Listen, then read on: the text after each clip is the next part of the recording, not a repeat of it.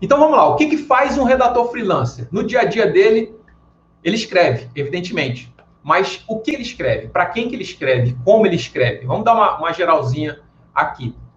Basicamente, ele é um profissional que é contratado para escrever para os outros, né? Para as empresas especificamente. Então, essa habilidade ela pode ser usada em diversas frentes. Atualmente, o mais conhecido é artigo para blog. Então, sempre que você cai no site de uma empresa, tem um blog, você vai ler alguma coisa, foi um redator que escreveu aquilo dali, se estiver bem escrito, né? Se estiver bem escrito. Mas, se você, por exemplo, deixa eu ver, o Carlos está falando aqui, eu aguardava ansiosamente que esse trabalho que sempre gostei viesse a se tornar uma profissão. Já é uma profissão, Carlos. Já é. Tanto é que dos últimos 3 meses para cá, eu monitoro continuamente no LinkedIn, no Facebook, as vagas que estão surgindo, né? Porque faz parte do meu acompanhamento de mercado que eu gosto de fazer, para entender os rumos que o mercado está para onde ele está indo. E eu nunca vi tanta vaga surgindo para CLT e para PJ. Então, Carlos, se você quer, tem freelancer, PJ e CLT, pode escolher. Já é uma profissão conhecida. Você já pode ficar tranquilo que essas vagas já existem, estão aparecendo por lá. É só você monitorar, correr atrás, que elas estão por lá. Ontem, inclusive, eu fiz uma live e mostrei como você pode conseguir monitorar essas vagas no LinkedIn. Para quem não sabe usar o LinkedIn e tal, eu mostrei, compartilhei minha tela aqui e mostrei para a galera como é que você faz isso no LinkedIn. Ok? Então já é uma profissão. Não é uma profissão regulamentada, não é uma profissão reconhecida, vamos dizer assim, não tem faculdade para ela, né? Você não faz a faculdade para virar redator. Isso é bom e isso é ruim. Por quê?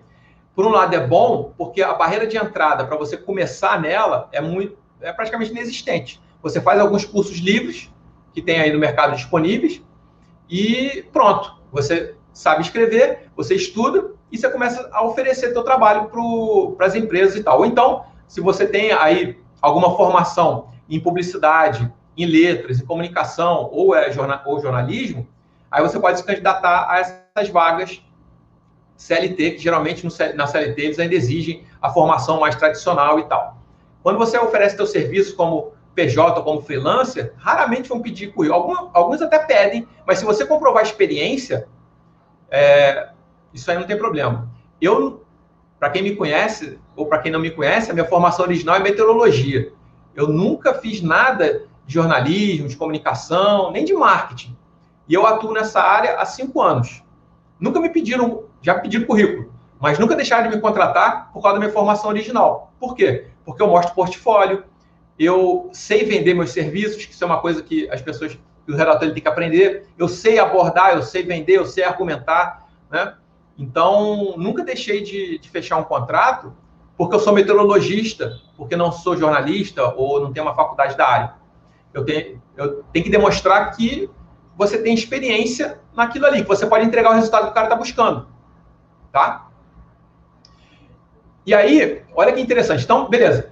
Artigo para blog é o mais comum que você vai encontrar, tá? Para você trabalhar. Mas, por exemplo, tem muita agência contratando redator para escrever legenda para Instagram e LinkedIn, porque tem muita gente que gosta de explorar um pouco o conteúdo nas legendas e tal. Você pode trabalhar também fazendo roteiros para vídeos e lives, tá? Então, por exemplo, cresceu muito esse tipo de mídia, né? Principalmente com a pandemia. O YouTube está aí, crescendo cada vez mais. Tem muita gente, muita empresa, inclusive, que está começando a investir nesses canais, mas o cara que vai falar lá, o profissional que vai falar, ele não tem traquejo com a câmera, ele não sabe montar um roteiro decente, um roteiro que seja atrativo e que prenda a pessoa com aquele conteúdo. Então, o que ele faz? Contrata um redator, ele escreve um roteiro, e aí tem 2 maneiras de escrever esse roteiro. Você pode escrever um roteiro letra a letra, que o cara vai ler. Eu já fui contratado para escrever roteiro que eu tinha que escrever tudo. O cara lia a parada, tá? Ou então, se o cara ele é mais safo, ele pede para você só pontuar no roteiro aquilo que é mais importante para ele falar e ele improvisa na hora. Mas das duas maneiras, você tem que organizar de uma maneira que seja... Tem que usar o teu talento, né? De contador de história, de escrever assuntos de forma interessante para montar um roteiro que o cara vá falar e que seja atrativo para a audiência. Então, escrever roteiro é uma outra oportunidade que está aparecendo demais por conta desse crescimento que a gente teve desse tipo de mídia. Tem uma outra profissão também, uma outra vertente que nem é tão conhecida assim, que é ghostwriter. Ghostwriter é quando você é contratado para escrever livro para os outros.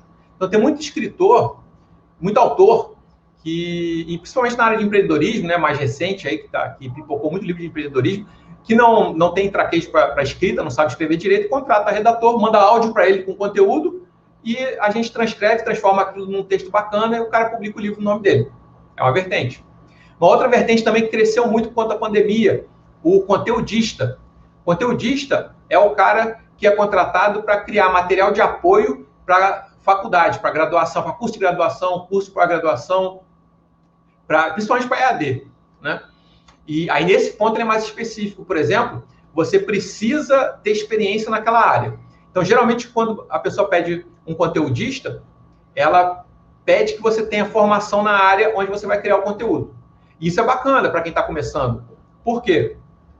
Porque você, por exemplo, se você é engenheiro, arquiteto, nutricionista, advogado, enfim, tem gente, meteorologista, e quer começar a trabalhar como redator, você pode ser conteudista nessas áreas que você se formou.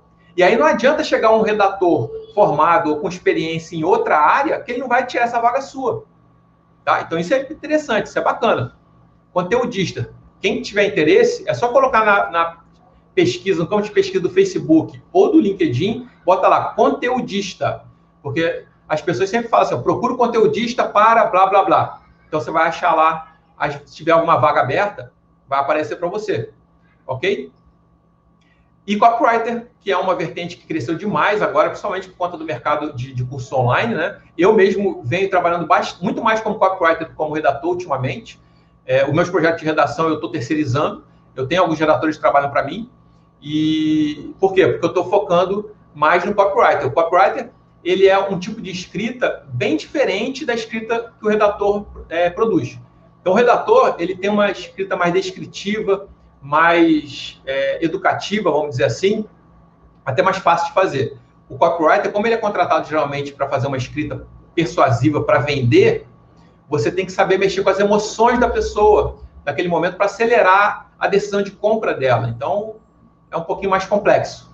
Eu costumo dizer que o teu trabalho de redação, ele te dá uma base muito boa para depois você evoluir para copywriter. Foi o que eu fiz, eu segui esse caminho e acho muito bacana. Não é obrigatório, tá? Isso é uma opinião minha. Tem muita gente que começou como copywriter sem nunca ter sido redator, mas eu tenho visto alguns copywriters que seguiram esse caminho, gente iniciante, tá? Com erro de português falando, escrevendo, tá?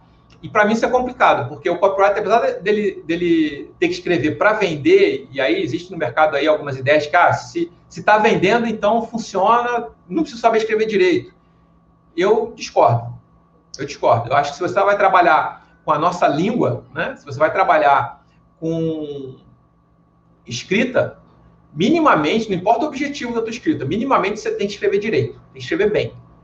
Mas aí é a minha opinião, quem discorda não tem problema.